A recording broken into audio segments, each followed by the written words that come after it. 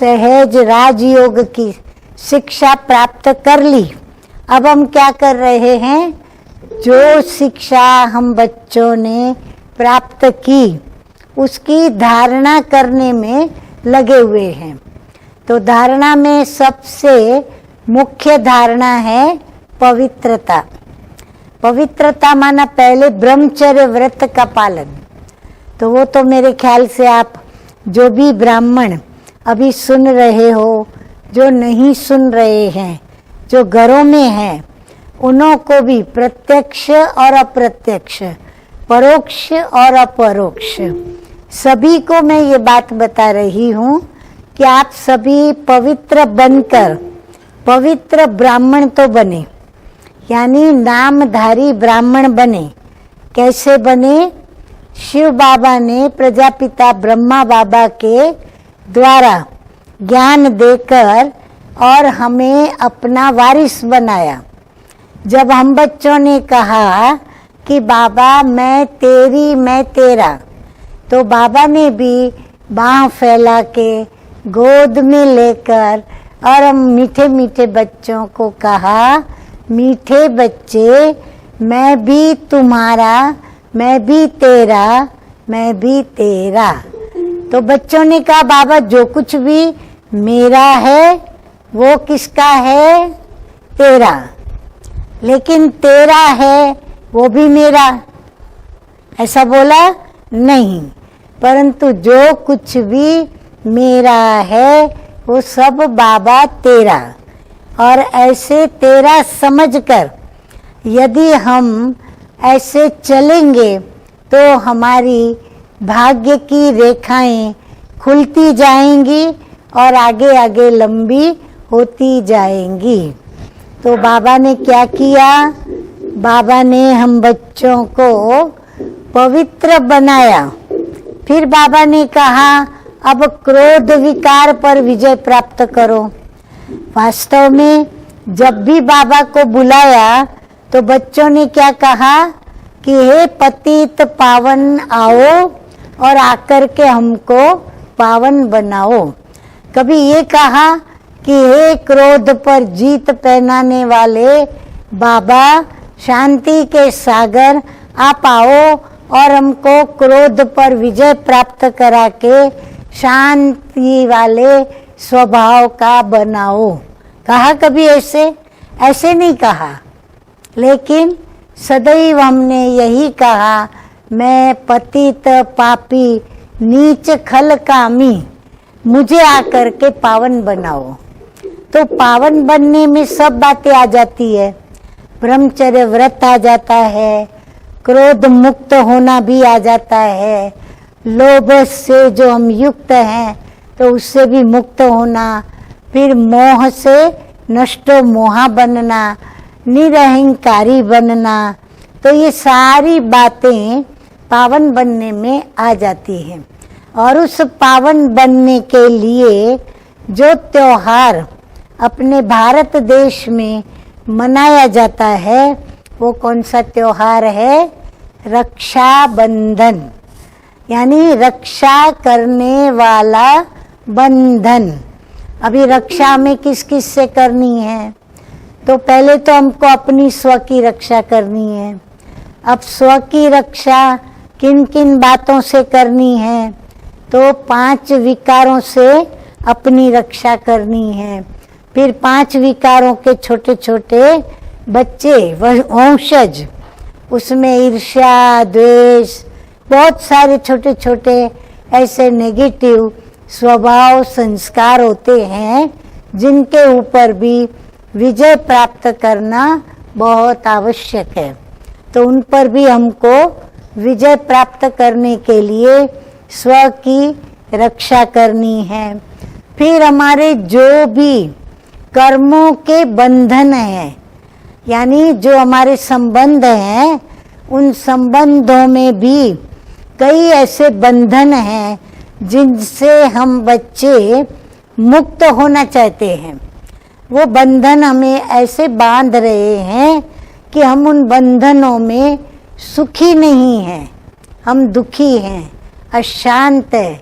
छूटने के लिए हम बार बार प्रभु से प्रार्थना करते हैं कि मुझे इससे मुक्त करो, यानी वो बंधन डालने वाली व्यक्ति से भी मुक्त करो, उस व्यक्ति के अंदर जो स्वभाव संस्कार हैं उनसे भी मुक्त करो। फिर आते हैं हमारे कर्मों के हिसाब किताब, संबंधों के बंधन का हिसाब किताब। फिर आता है कर्मों के बंधन का हिसाब किताब। उसमें हमने जो कर्म किए हैं, यदि श्रेष्ठ कर्म है तब तो हमको सुरक्षा की आवश्यकता नहीं, परंतु यदि हमने देह अभिमान के वशीभूत कर्म किए हैं, श्रीमत के अनुरूप कर्म नहीं किए, मनमत पर कर्म किए हैं या परमत पर कर्म किए हैं, तो जो श्रीमत पर कर्म नहीं हुए और मनमत, परमत और विषय विकारों से वशीभूत व्यक्तियां और विषयों के मत पर हमने जो भी कर्म किए, वो कर्म हमारे हमको भोगना के रूप में, यानी शारीरिक मानसिक बीमारियों के रूप में हमको सामने आया है। तो हम उनसे भी छूटना चाहते हैं कि हमको कोई भी मानसिक या शारीरिक बीमारी ना हो, और यदि है तो हम योग बल से उससे मुक्त होना चाहते हैं। फिर आती हैं परिस्थितियाँ। परिस्थितियों का भी हमारे ऊपर बहुत बड़ा बंधन है। परिस्थिति हमें चलाती है और हमें परिस्थिति के अनुकूल चलना पड़ता है। परिस्थिति कहती है कि तुम्हारी ये मनोकामना मैं पूर्ण नहीं कर सकती, तो हमें अपनी उस मनोकामना को अंदर ही अंदर दबानी पड़ती है, समानी पड़ती है या सहन करना पड़ता है। हम उसके आगे कुछ नहीं कर सकते। परिस्थिति हमारी स्थिति को जैसे बनाना चाहे, जैसे रखना चाहे, वैसे वो रखती है। परिस्थिति निर्माण होती है दुखदाई, तो हम दुखी होते हैं।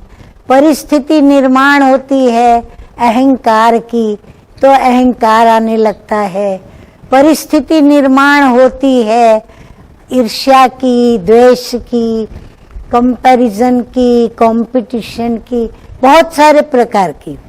तो जैसी परिस्थिति आती है वैसी स्थिति बनती है, और स्थिति के अनुसार स्वभाव बनता है, और जैसा स्वभाव बनता वैसे हम संबंधियों के साथ भी, मित्रों के साथ भी, अपनों के साथ भी उस स्वभाव के वशीभूत हम देखते हैं, सुनते हैं, बातें करते हैं, मन में उनके प्रति अनुमान लगाते हैं और फिर बोलते भी हैं।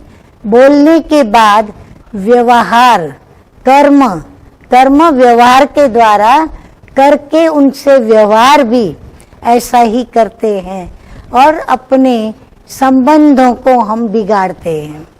हम अपने स्नेहपूर्ण संबंधों को जो मीठे हैं उनको हम खट्टा या कड़वा बना देते, यहाँ तक कि आखिर हम उन बंधनों को, उन संबंधों को बंधन समझने लगते हैं और उन बंधनों से भी हम मुक्त होना चाहते हैं। इस प्रकार हमें सभी कई प्रकार के बंधनों ने जकड़ा हुआ है। आप देखेंगे तो हम 2 हाथों में, 2 पैरों में, गले में, मस्तिष्क में, सब जगह पर चेन, क्या बोलते हैं उसको, बांधी हुई है।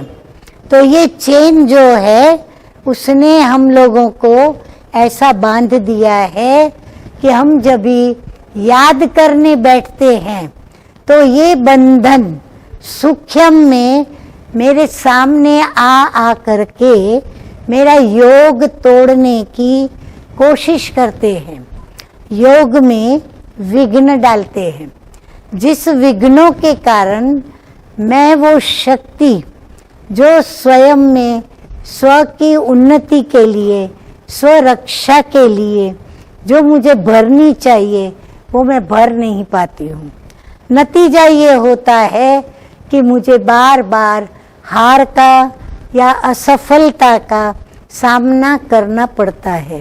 तो इसीलिए बाबा ने कहा कि श्रीमत के अनुरूप अमृत वेले का योग जरूर करें। हम साथ साथ हम बहुत प्यार से अमृत वेला बाबा को याद करें, फिर हम अपनी पढ़ाई भी रेगुलर करें, फिर हम अपनी मनसा वाचा कर्मणा के कर्म का तालमेल रखें, याद का भी चार्ट रखें, श्रेष्ठ कर्मों का भी चार्ट रखें और वो चार्ट हमारा श्रेष्ठ हो, उस पर हम सावधानी बरतें और साथ साथ उन कर्मों को ही करें जो श्रीमत के अनुरूप हो।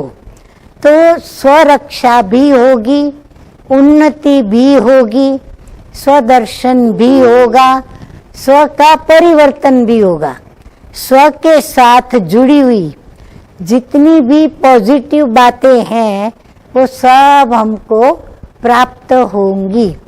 अब स्वरक्षा में जैसे आत्मा की उन्नति, आत्मा के परिवर्तन की, आत्मा के स्वभाव संस्कार के परिवर्तन की बातें जुड़ी हुई हैं, ऐसे स्वरक्षा में तन से संबंधित, शरीर से संबंधित बातें भी जुड़ी हुई हैं।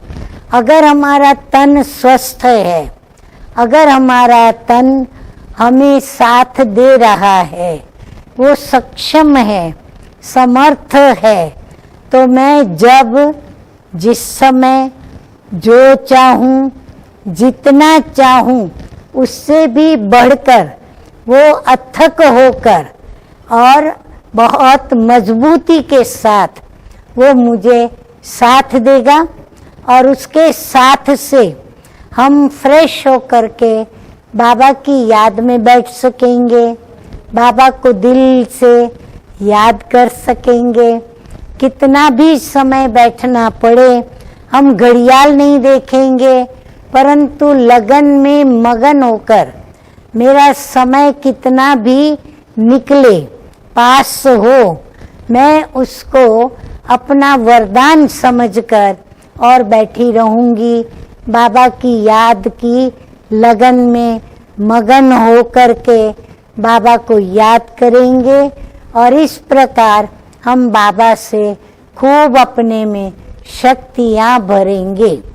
तो इस प्रकार स्व की सुरक्षा आत्मा की भी करनी है तो तन की भी करनी है।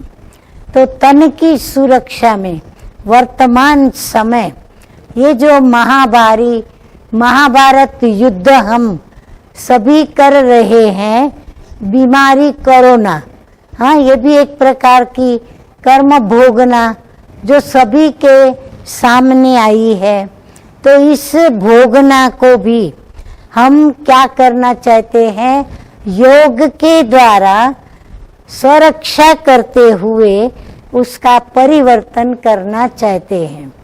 तो स्वरक्षा ऐसी करें जो वो हमसे दूर भागे, कोरोना हमसे दूर भागे। अभी हम कोरोना से बचना चाहते हैं, परंतु हम अपने को इतना समर्थ सक्षम बनाएं, यानी हमारे अंदर इम्यूनिटी, प्रतिकार शक्ति इतनी बढ़ा दें, वृद्धि को प्राप्त कराएं जो कोरोना दूर से ही भागे।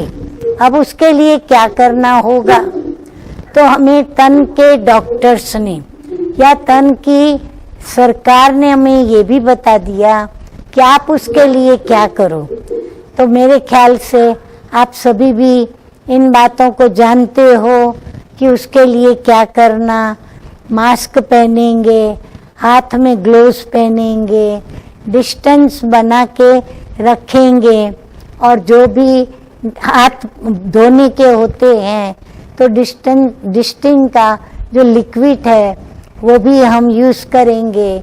और इस प्रकार घड़ी घड़ी हाथ भी धोएंगे, और जब भी पानी पिएंगे हम गर्म पानी पिएंगे, और हम जितना हो सके हम बाहर नहीं निकलेंगे।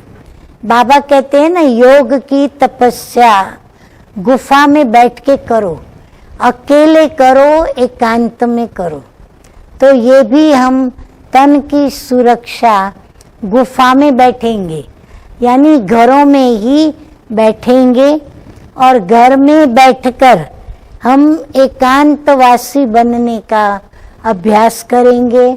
हम अकेले हैं, परंतु हमारे साथ मेरा बाबा है, मेरा प्रभु है, मेरा ईश्वर है।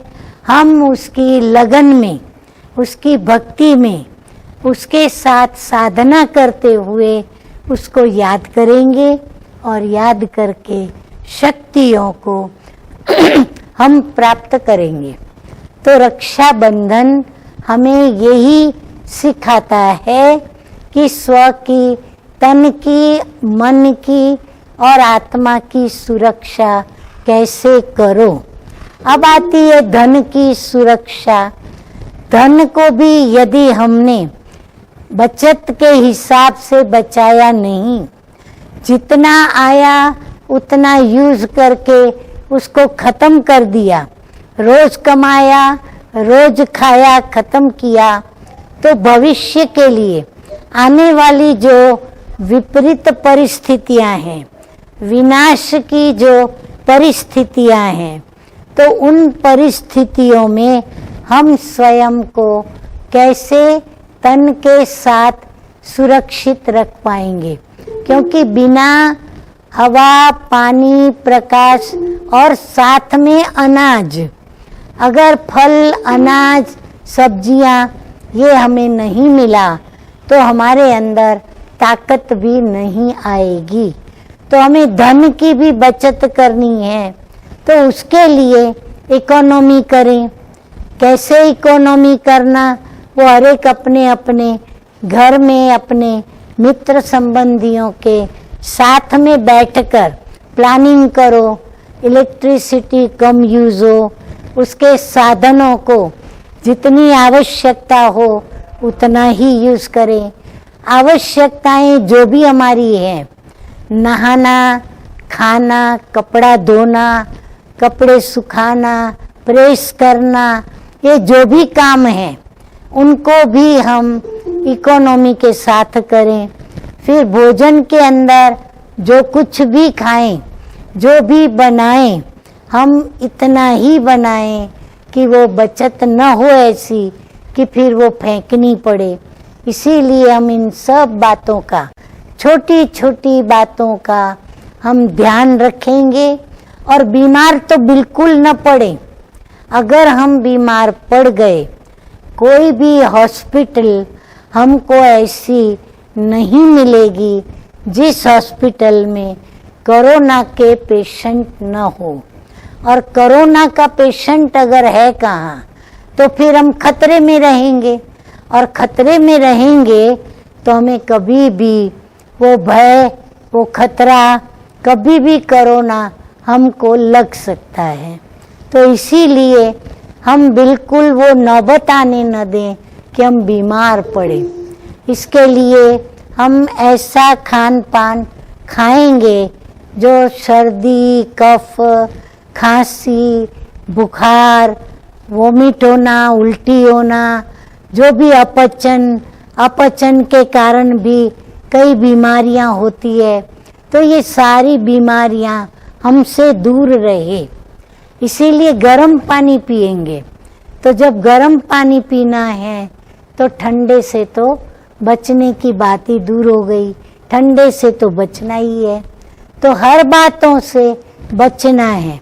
ऐसा नहीं सोचें चलो घर में बैठे हैं, फ्री हैं, तो खूब हम ऐसी मौज मनाएं।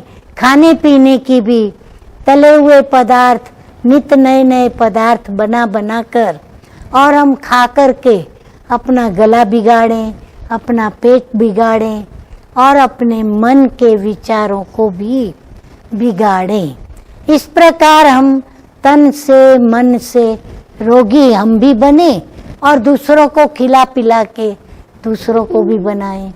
तो इसीलिए स्वरक्षा के लिए दृढ़ संकल्प करें कि हम अपनी स्वरक्षा यानी सुरक्षा करेंगे और उसमें निश्चय बुद्धि होकर दृढ़ता से राखी को बांधेंगे। पवित्रता की राखी तो बांधी, अब क्रोध करके हम अपने जहाँ हम रहते हैं उस स्थान को हम वैसा नहीं बनाएंगे। अगर हमने क्रोध किया तो हमारे वाइब्रेशंस पूरे उस स्थान को क्रोध से भरपूर कर देगा। जो भी हमारे ऑरा में आएगा वो भी क्रोध करेगा, हम भी क्रोध करेंगे, सभी का मानस चिड़चिड़ा रहेगा, सभी अंदर में एक दो पर गुस्से होते रहेंगे या फिर प्रदर्शन करेंगे या फिर एक दो से मैं तू मैं करते झगड़े लड़ाई छोटी छोटी बातों में अपसेट होंगे, मूड आउट होगा, बहुत कुछ होगा। तो हम घर में बैठे हैं तो शांति का अनुभव करें। हम आत्माओं का जो परम धाम है, निर्वाण धाम है, शांति धाम, ये अलग अलग नाम है उसके, पर ये है हम आत्माओं का असली निवास स्थान, घर है। तो हम जब घर में हैं यानी वहाँ देह का बंधन भी नहीं, तो सबसे मुख्य देह के बंधन से सुरक्षा करते हुए, अर्थात जब जब बाबा की याद में रहें या बाबा को याद करें तो अशरीरी होकर करें, विदेही होकर करें, आत्मिक स्थिति में स्थित होकर करें, देही अभिमानी स्थिति के साथ करें। अगर उस स्थिति में बाबा को याद किया तो घर तुरंत याद आएगा, घर सामने आएगा। अब हमारे घर में बहुत शांति है, इतनी शांति कि यहाँ पर घड़ियाल की टिक टिक भी अच्छी नहीं लगेगी, अपनी धड़कन की धक धक भी पसंद नहीं आएगी, इतनी वहाँ पर शांति है। तो हम शांति धाम के निवासी, हमको वो शांति का अनुभव इस दुनिया में, पुरानी दुनिया में जहाँ दुख दर्द अशांति विषय विकार देह अभिमान और चारों तरफ आवाज ही आवाज है, शोर ही शोर है, हमें उसमें क्या करना है, उस शोर में भी हमें अपनी आत्मा को एकांत का, अकेलेपन का और बिल्कुल परम धाम की शांति का अनुभव करना है। ये है याद का जादू और यही याद के जादू का बंधन हमें बांधना है। यही याद की कमाल है और इसी कमाल के धागों को हमें अपने हाथों में बांधना है, अर्थात अपना हाथ बाबा के हाथ में देना है, प्रभु के साथ में रहना है और जो भी कायदा मर्यादा नियम श्रीमत बताई गई है हमें उनका पालन करते हुए तन की सुरक्षा और आत्मा की भी सुरक्षा करनी है। तो हर एक संकल्प लेकर के रक्षाबंधन पर आना कि इस रक्षाबंधन से हम हमारी इस नेगेटिव बात को, हमारी इस बुरी आदत को, हमारे इस बुरे स्वभाव को, हमारे इस बुरे संस्कार को हम बाबा को दान में देकर दे दान तो छूटे ग्रहण। तो मैं आत्मा प्रभु को दान में दूंगी तो मेरे पर उस स्वभाव संस्कार बुरी आदत का जो ग्रहण लगा हुआ है उससे मैं छूट जाऊंगी, मुक्त हो जाऊंगी। तो हमें स्वयं को मुक्त होने की सुरक्षा की राखी बांधनी है, परंतु बांधते समय दृढ़ संकल्प निश्चय बुद्धि के साथ करके राखी बांध के निश्चिंत हो जाना है कि बस आज से ये मेरे जीवन के अंदर से गुजर गई, यानी ये बात मर गई। अब मरी हुई व्यक्ति वापस नहीं आती, तो अब ये वापस नहीं आएगी, और आएगी तो उसे आप क्या करेंगे? फूल माला चढ़ी हुई व्यक्ति वो तो गुजर गई है, तो उसको दूर से ही रवाना करेंगे, याद भी नहीं करेंगे, याद से भी उसको दूर कर देंगे। तो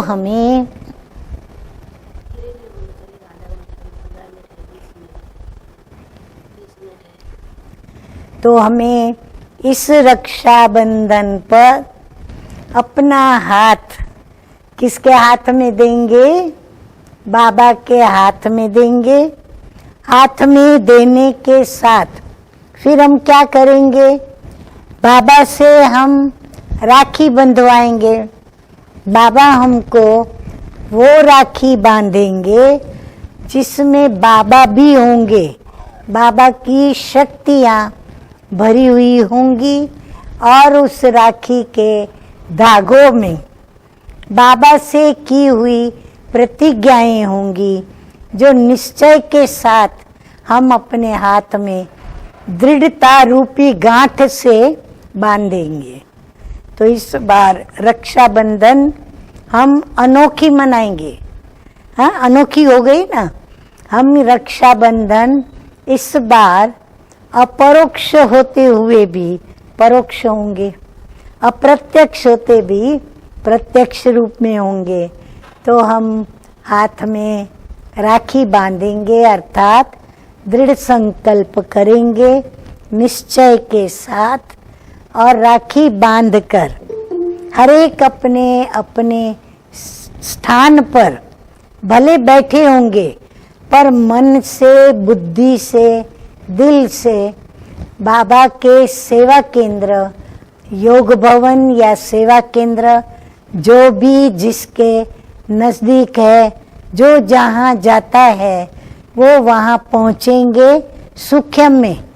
जैसे संदेशियाँ जाती है, वो तो इस देश से जैसे निकल जाती है, उनसे भी पहले हम बाबा के पास बुद्धि रूपी विमान में बैठकर पहुँचेंगे, बाबा से राखी बंधवाएंगे। फिर हम नई दुनिया स्वर्ग की मीठी टोली खाएंगे, और टोली खाने के बाद हम बाबा से भोग स्वीकार करेंगे, और बाबा से स्लोगन के रूप में किसी ना किसी वरदान को हम प्राप्त करेंगे। ये होगी हमारी रक्षाबंधन। तो तन की रक्षा के लिए भी संकल्प करें, और आत्मा की रक्षा के लिए भी संकल्प करें, और हर परिस्थिति में हम विजयी रहें। हर विषय विकार और नेगेटिव को जीतने में हम विजयी रहें, सफल रहें, ये दृढ़ता के साथ मन में संकल्प करेंगे, और बाबा को बड़े प्यार से, बड़े दिल से शुक्रिया करेंगे। शुक्रिया करते हुए हम बाबा को याद करेंगे, और अपना पुरुषार्थ कर भाग्य भी बनाएंगे। तन से पुरुषार्थ करेंगे, मन से करेंगे, तो धन से भी करेंगे, और जो जन की सेवा हम जितनी कर सके उतनी करेंगे।